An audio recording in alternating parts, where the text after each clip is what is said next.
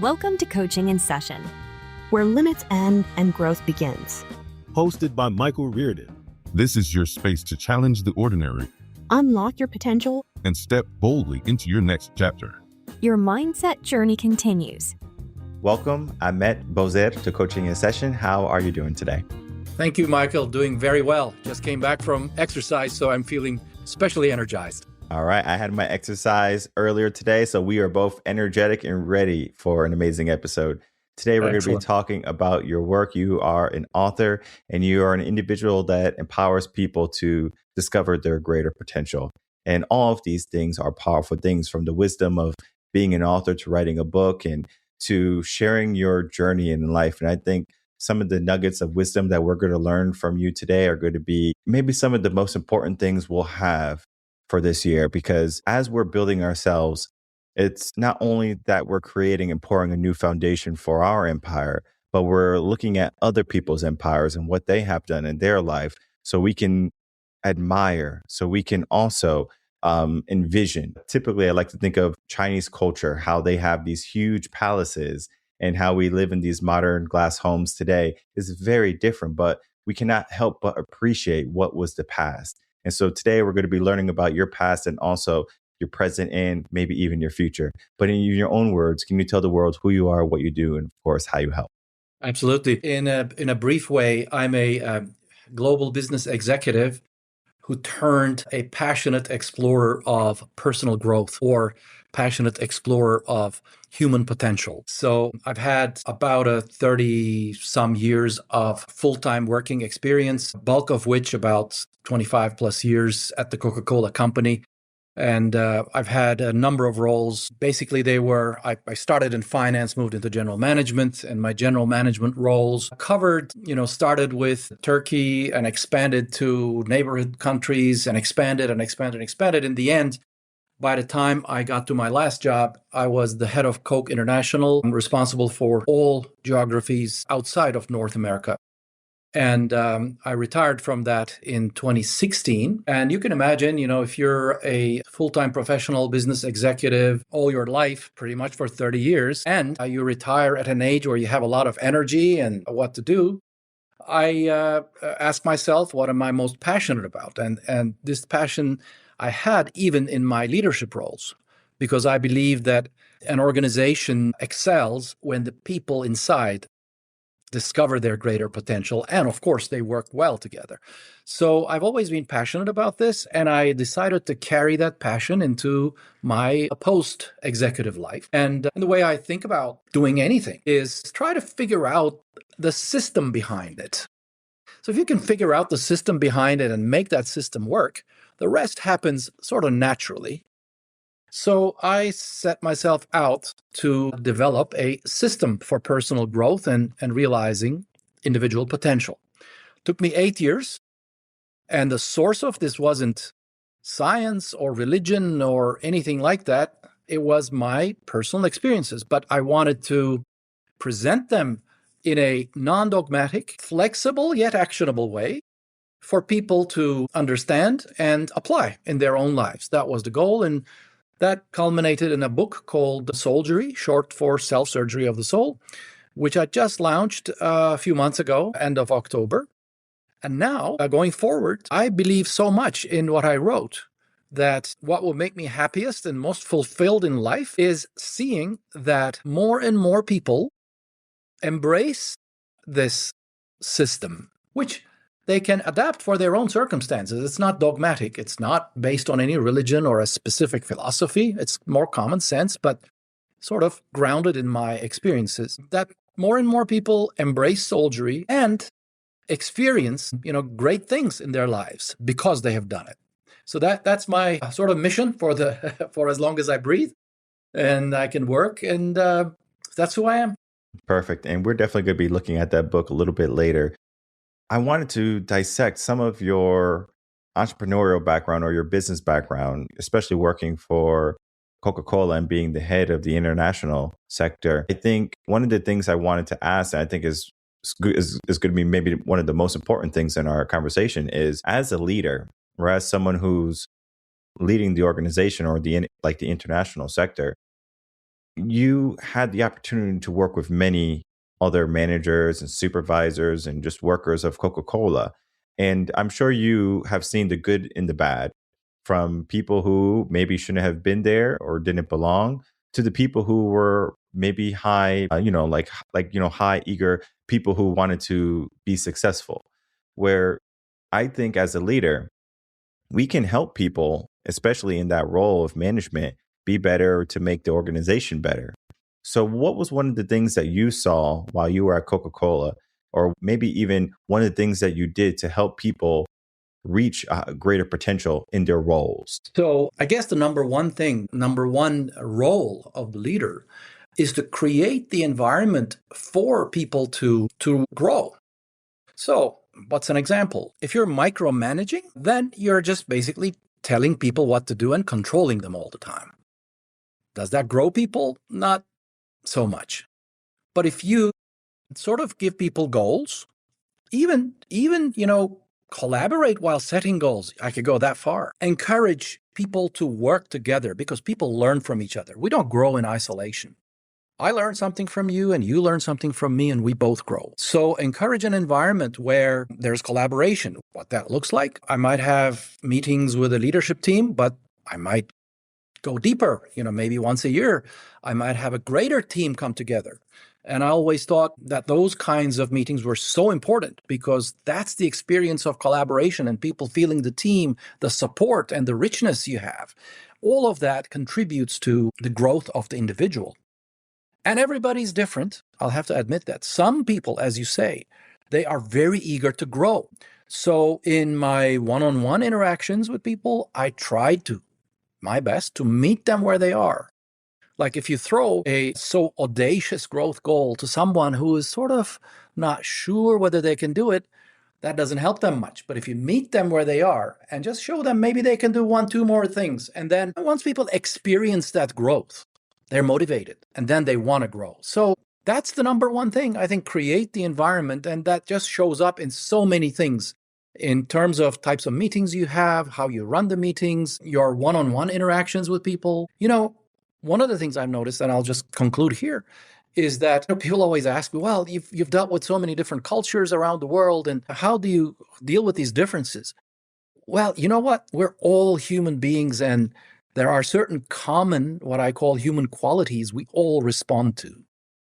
When people feel listened to, when people are invited to contribute, when people are treated with respect, when they are encouraged, it doesn't matter what part of the world you come from, you respond to that. So all these sort of ways of engaging with people that makes them want to grow. So obviously you have to connect that to the business goals. And the beauty of the Coke business is it's the beverage business. There's just so much growth opportunity that, when you stretch people to grow, you're stretching the business to grow at the same time. And that opportunity is there. That's the lucky part of being with a company like Coke. That opportunity is always there. You can always. Basically, that's give them the space, create the environment, engage with them, be there and be supportive. And, this doesn't mean it's like all hunky-dory, it's always a rose garden. No, you also have to have some of the tough conversations, but have them like a human being. Yes, tough things have to be talked about, but do it in a human way. So this just fosters that environment for people to grow. Yeah, I have employees as well, and it's challenging, or was challenging in the beginning. When I had my first employee, I said, all right, this needs to be done. This needs to be done. There was a lot of bottlenecking. There's a lot of, hovering, helicoptering. And it got to the point of just like, wait 1 second, what am I doing? Right? Like, do I not trust them? I do trust them. Do I not have faith or confidence in them? I do have faith and confidence in them. So what am I doing? Right. And it was one of the things of, me giving myself a label of the CEO or the founder or manager, whatever label you want to give yourself. I had to give myself an obligation, and I have to do this. I have to show up to a certain degree. And I know for big companies like Coca-Cola, I'm sure there's going to be situations where they have that, where they want their managers to do well, but then at the same time, they want to help their managers do well versus just, okay, you need to do this or hit the road. Like even one of my mentors, he was one of the top execs from GM, General Motors, and he handled all of the car making in Mexico. And so he was a big head honcho guy, and he was very assertive. So if something was broken in the factory or something, everything stopped. So the cars they stopped making money. And so he got things running very quickly. And in that time, he became a person that was like a no nonsense person, where it was, yes, he was still human. Yes, he was still a person you can speak with, and he wanted to help people, which he's helped so many people even after he has retired. But during the time, it was like he means business. Is there a veil, or is there a side where it's like you can be that friendly manager that wants everyone to be motivated to do well, and then be that assertive guy that's like, oh man, he means business? Like, is there a level ground to that, or is one or the other? No, if you are being sort of supportive, but you really don't mean business, it just doesn't work. I've had tough conversations with people, if they didn't do something, that there would be a consequence. How you do it is very important. In one of your podcasts, you talk about investing in yourself. You also have to invest in people. And that investment is the care and the time you take in your dialogue with them. Setting expectations clearly, recognizing that they're not going to be sometimes understood. So then having one more, making sure like you're being very clear, and if it's not happening, you mean business at the end of the day. I mean, there is a social side to the business enterprise, but it's not a social enterprise. It's a business enterprise. So yeah, and that gentleman you mentioned, what a wonderful balance. But we all have different profiles. Some of us come from sort of more hierarchical organizational cultures where, some of us may have less patience, some of us have more. And that's okay, And at the end of the day, are you treating people like human beings? And that includes, when people don't meet expectations, having the tough conversations. And that includes being persistent on receiving that expectation. But at the same time, sometimes there are factors completely outside of your control, and you have really given your absolute very best. Or you've done so many good things, but you've missed one or two things. And that involves a lot of judgments, at the end of the day. And I always try to make the judgment. Is there a future growth potential here? So yes, these things didn't work, but all of these things worked. If we can now make these work, it'll be great. And sometimes those judgments are made for the positive, and sometimes they're made for the negative. And these judgment differences, I'll make them differently than you, and somebody else will make it differently. But what underlies all of this is you make these judgments for the betterment of the business all the time. You mean business. Yeah, it's powerful. I think of how people now, if they give themselves this idea of a greater potential for themselves, like where would that look like, or what would that look like starting off? So for example, when I started the podcast, episode 1, no good. Episode 100, it's okay, right? But then as we're making progress, it's getting better. And I know episode 1000 is going to be night and day different. So I always tell people just to start like with one of the newer episodes, because it's just going to be so much better. The timbre is going to be better for the sound quality. The conversations are going to be better. Of course, I encourage people to look back at some of the past episodes, and then especially to look at the journey, where some people don't want to start unless things are perfect. Like, hey, Michael's doing all of this wonderful stuff. I don't want to start because I'm going to be on episode 1 and I want to be at episode 700.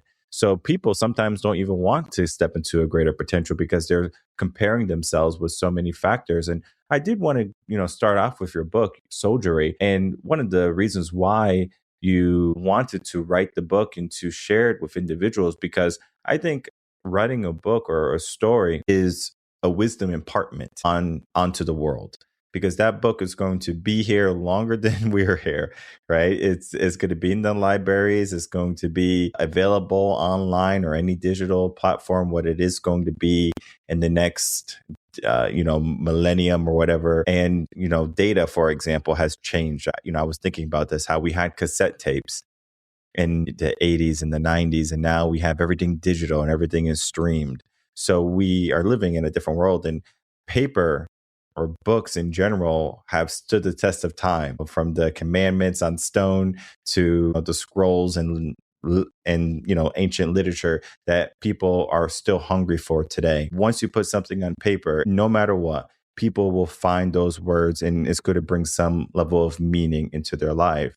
What type of meaning were you trying to create when you wrote Soldiery for individuals? At the highest level, us humans, we don't arrive in this world with a written description of why we're here, and then how does it all work and what should we do? So we try to find this. And in the process, sometimes you could live your whole life and not be sure about why we were here. What's the deeper meaning? So I felt like, for me, discovering what you're capable of. And by the way, when I say growth and potential, I'm talking about three things. One is that you are a more capable person, ever more capable person.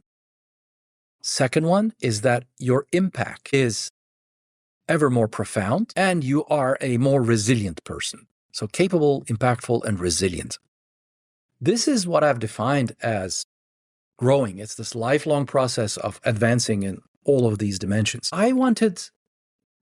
That was my life goal, if you will, is to keep experiencing ever better versions of myself. But of course, it's not it's not something you do on your own. You do it by adding value to others. And so it's part of the whole.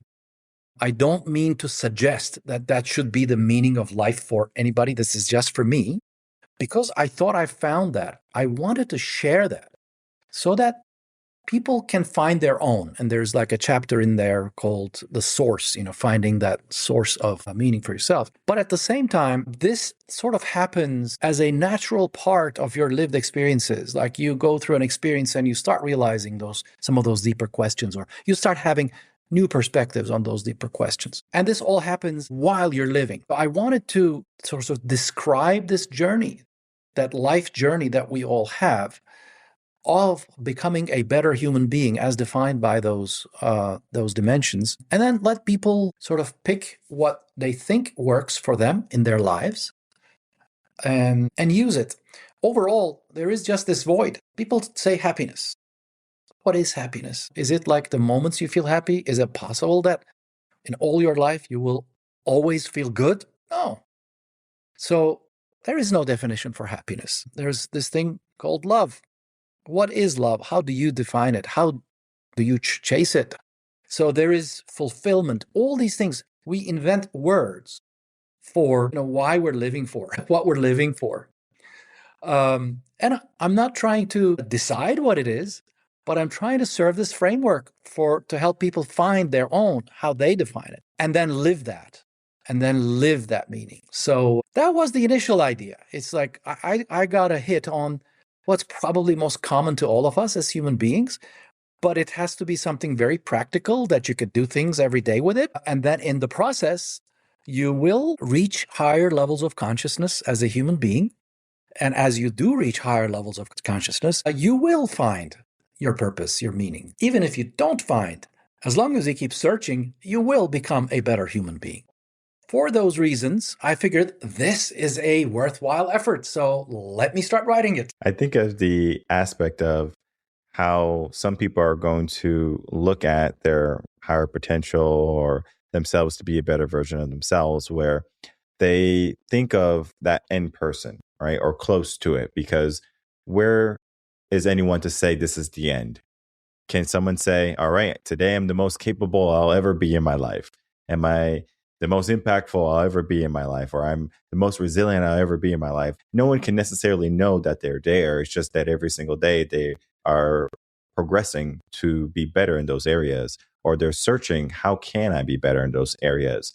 And I think of one of the things today that people gravitate toward is they will seek out books like the one that you have, or they'll get help from someone else, whether it be a doctor or a coach or something along these lines, right? So any professional or business person, entrepreneur that can help them get to the next level. And I couldn't imagine, even myself, not having a business coach or not having mentors like I have told you earlier that have helped me understand that I am more capable, that I can create more impact. Because sometimes we think in the realm of our comfort zone. We think in the realm of where we are today.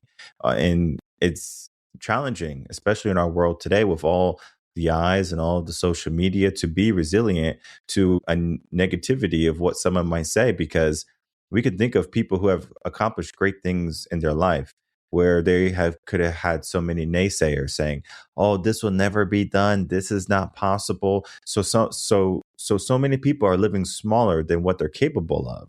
And I just think of, how can someone become resilient to the negativities of society or of the world? So can I explain that in terms Yeah, of the of framework course. that's in the book? Because Yeah. that's what I've thought about.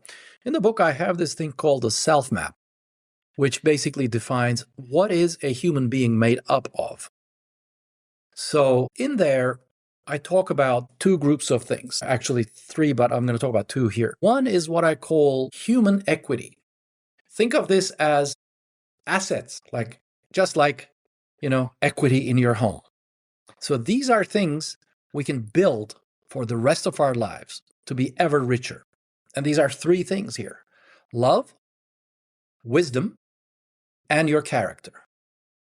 So that's one group, your human equity. The second group is what I call your core skills, what's often called soft skills. Of course, you also have your skills in a job, but that's not what I'm talking about. And there's a set of core skills like listening, inquiring, decision-making, managing your own psyche. These are core skills. What Solji argues is, or proposes is, if you make your human equities ever richer and your core skills ever stronger, you will build resilience, you will build capability. If you then decide to take these assets and skills, apply in the different roles you play in life, at home or at work, you will make ever more profound impact. So these human equities and core skills are the foundation of resilience, but not only resilience, also the other growth goals. Still, because today I'm going to be what's the word? I'm going to be a pessimist. And it's not because I'm a pessimist. It's just, I think, again, I like to think in the realm of my audience, because sometimes they have a hard time taking something in. Like, this makes perfect sense. I'm going to take it. I'm going to consume it. Everything you said to me, again, as the optimist, right? As the growth-minded person, I love it. But then I can just imagine how many people will go against this. They look at the world and they say it's full of hate, not love. They would rather have knowledge than wisdom. And character means nothing more than if someone either is on my side or if they're against me. Then we look at the core skills. People don't listen today. People don't acquire. People are just in their own world. So it just seems like the culture or the dynamic of how the world is like, it's very individualized. It's very independent. It's not so much of how I could be better or I could be a better asset to the world. Because if you become better, the world becomes better. It's more so of a selfish mindset today. And that pessimism is truly becoming a toxic endeavor in most people's lives. Yes, unfortunately, that is. But I can just fairly quickly explain for each one of those in real life. What do I mean by that? Because when I explained it conceptually like that, it may be hard to connect with. But I would start with saying, if everybody's doing X, that doesn't mean they're doing the right thing. So we have to determine what's the right thing for ourselves and do it. So wisdom, I define wisdom as sort of knowing how things work in life. What are the different cause and effect relationships? If I do this, what happens?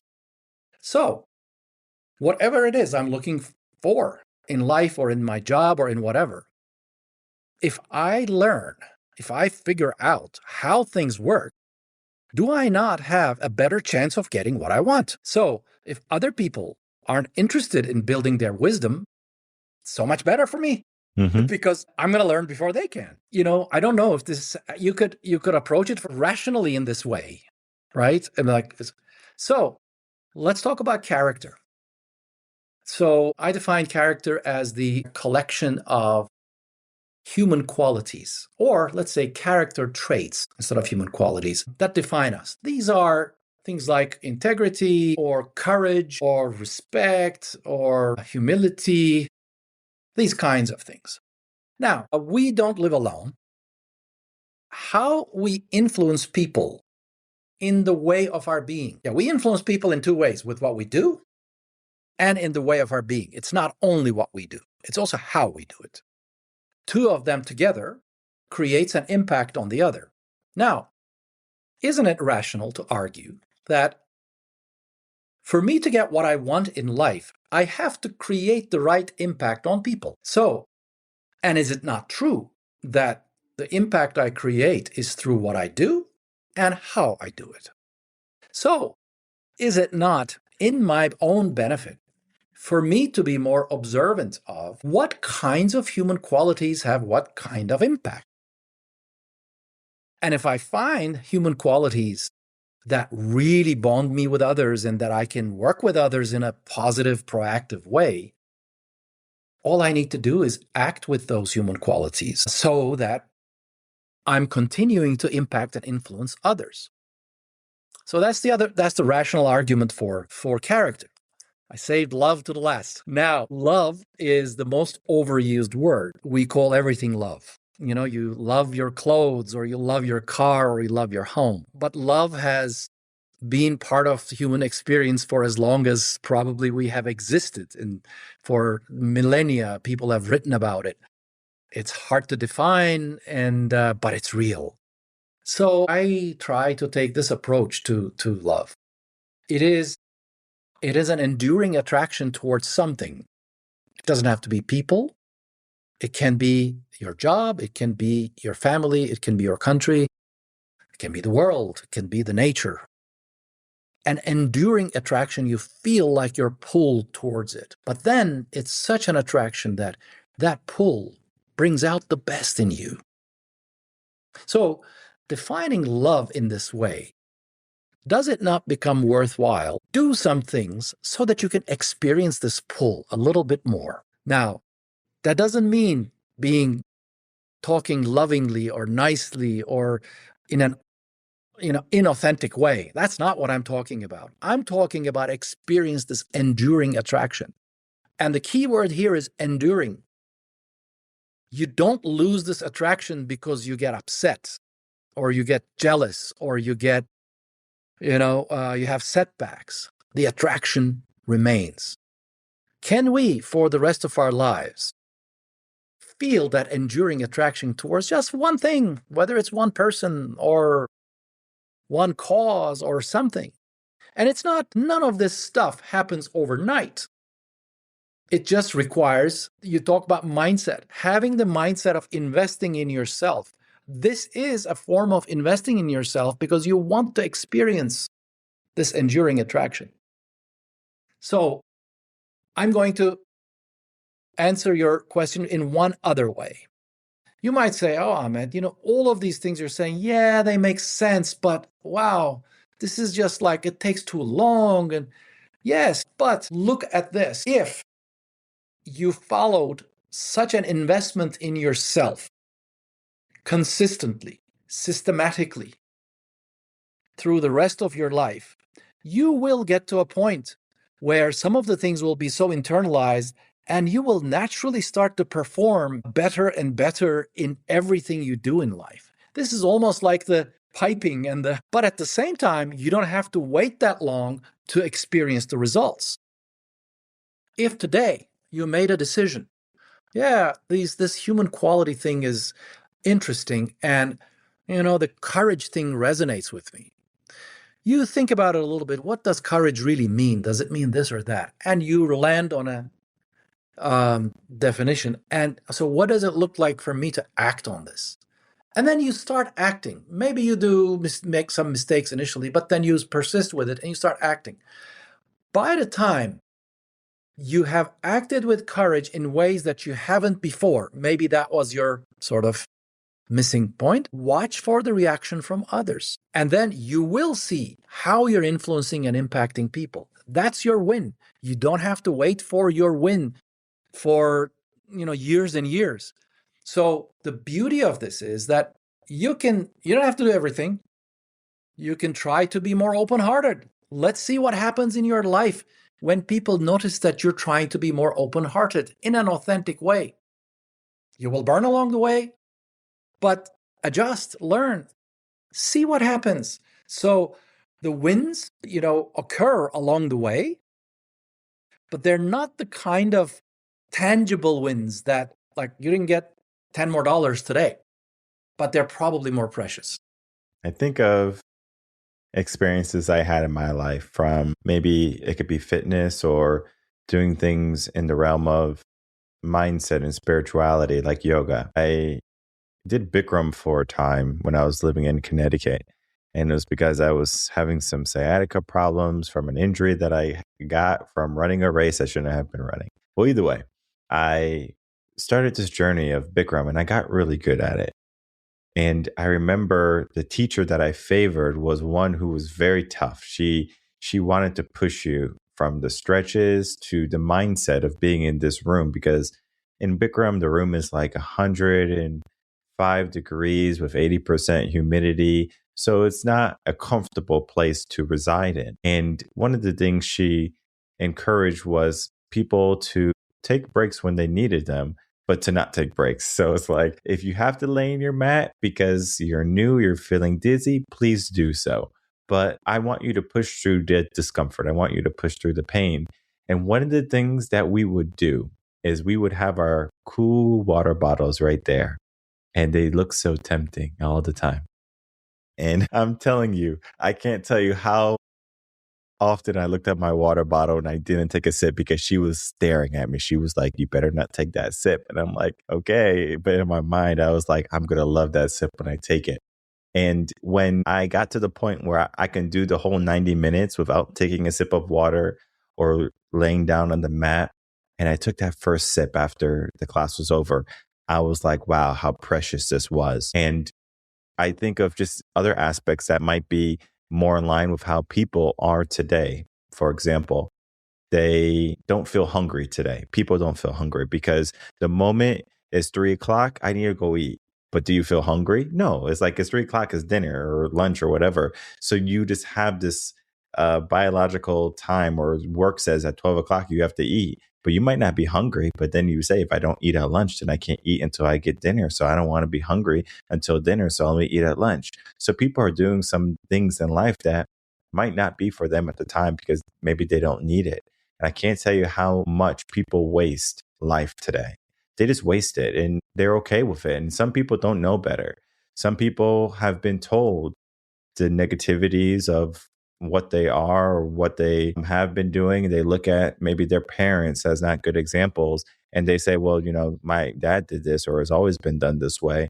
So they're not hopeful or they're not optimistic for something better to happen in their life. They just take what they get. It's like the world is drawing them left and right, like they're in the ocean, like a boat in the ocean without a motor or a paddle. And that, and this is life.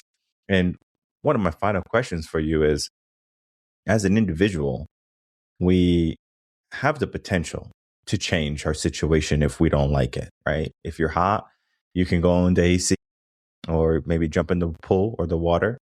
If you're cold, you could put on a blanket or put on the heating unit. If you are hungry, you put some food in your belly, right? Like, we can change some of the factors in our life that are human, right? Like the bodily aspect of things. But when it comes to our purpose, when it comes to, our maximum capabilities, our potential, all of those things are optional. What is something you can say to an individual? And I'm not saying that we have to be forceful about what you would say to them, but what if it wasn't optional anymore? What if it was mandatory to be our best? Well, I think that's sort of against the It goes against it, I know. life view that I have. I think being human is a wonderful thing. We are created with, now some people don't believe maybe will, that your will, like you have a will, that it's a choice making machine. You have, and you can become lower than any vicious animal, or you can become higher than an angel, right?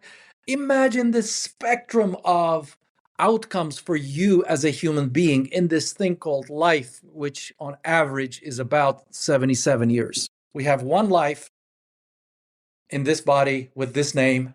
Maybe we come again, I don't know. But in different forms, that's a different thing. But with this willpower, with our physical, intellectual, emotional, and spiritual capacities, we are fascinating beings who can decide what they want to do with their lives. And people will get excited for different things. Some will get excited for becoming super rich. Some will get excited for having the most loving relationship, whatever. Some will get excited for other things. The only thing I'd say, Michael, is the toughest question you could ask me is this: what if you're not excited for anything? You know, I don't know the answer to that. I know that we have the capability within ourselves to cultivate that. But my advice would be, do not doubt the ability to cultivate that. But we're not alone. We have people around us. Ask for help. Ask for help from others. Just talk to others. But don't give up. Find that thing that excites you in life. Find that thing that makes you get up. Otherwise, life's too long. It'll be a grudge. If you find that excitement, it'll be too short. Yes. That's that's my theory of relativity, right? Mm-hmm. Same 78 years could be very short if you've lived a life full of excitement and drive. It'll be very long if you didn't. And that's in your willpower. Yes, we all come from different experiences, different environments. But, you know, I've lived long enough to see people coming from what I would have said is most disempowering environments and becoming the most driven people. And then I've seen people who come from the most empowering environments and become the sort of not excited about life. I am not ignoring the role that environment plays in how we respond to life, but I know that there are many other factors, and we do not know the extent of our willpower, how much we can change ourselves. So, and that starts with finding that fire in your belly for something in life and just going for it. So, but we can't, we can't control, or we can only influence people. Very true. I always say this to something powerful when a guest says something that's like amazing. It's like, whoa, like jaw dropping, to rewind that. Go back 2 minutes, 3 minutes, whenever he started. Because if you listen to it again, 1, 2, 3 times, you're going to feel it. It's like powerful. I've been doing this a long time, from listening to guests to just knowing, like, when you hear something, you're like, whoa, that's like soul shaking. It's like it shatters like maybe any veils or any disbeliefs that you might have had. And it's powerful. So I encourage people to rewind what he just said, because again, you're going to find so many nuggets there. And we are all about nuggets here in Coaching in Session. From the moment we did our introduction to learning about your book and your story, it's something for many people to look at and to not so much take for like, okay, if I don't do this, or if I'm not excited, or if I'm living a life that's too long, I'm doing something wrong. It's for you to understand that there's a journey to be had. Some people, they are all about it, and some people, they, could care less, like, on the other spectrum. And I'm not saying that you need to be one either. I always like to play the devil's advocate sometimes, or not all the time, but sometimes I like to play the devil's advocate because it invokes a different type of mindset. I'm not always the good cop. Sometimes I'm the bad cop. And it's going to show you like, whoa, I really like this good cop all of a sudden. Now this bad cop, I don't know what he's talking about, right? And this is the mindset aspect. This is the journey aspect. What do you want next? What do you want in your life? So, Ahmad, as we begin to wrap up, I would love to get some final words, some final thoughts, and for you to please tell everyone how they can find you and get your book. Thank you for giving me that opportunity. So the book has a website. It's soulgery.com, SOULGERY.com. And they can find, this is not like a book sales website. Yes, there's a book page, but I'm more interested in sort of serving this idea to the people. And yes, if they want to buy the book, they can from Amazon. Or any of your retailers. So that's one. And I'm on LinkedIn with my name, Ahmet Bozer, Bozer, Bozer, as you said it rightly. And I try to stay disciplined about posting at least once a week, if not more, and about these things. And I'm also on Instagram. And my Instagram name is Book of Soulgery. BOOKOFSOULGERY. So those are the channels. I do have a newsletter, which the first issue of which went out this month. So if people if they get interested and want to find out more or hear more about it, they can subscribe to that. Those are the ways. Perfect.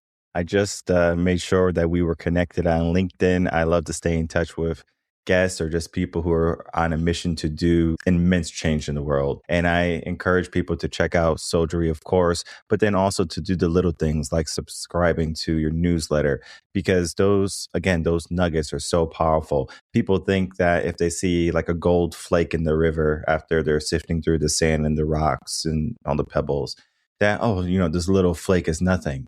But if you keep on taking a flake here and a flake there, you combine it all together, eventually you can get a gold bar. So take on all that wisdom that you can get from books and from people and create the gold in your life. Absolutely. Said Amen. So well. Amen. Said so well. I do want to thank you for coming on, sharing your story, talking about your book, and then being a person that wants to see the world be in a better place than it is today. Thank you, Michael. I really enjoyed it, and thank you for giving me this chance.